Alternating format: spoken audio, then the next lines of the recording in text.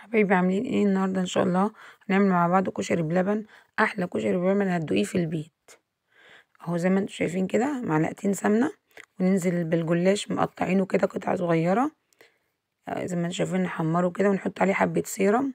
ونفس الصينيه برضو هننزل عليها بالكنافه. الكنافه برضو تكون متقطعه صغير. و100 جرام رز مسلوق على نص كيلو لبن. ننزل بالسكر حسب الرغبه.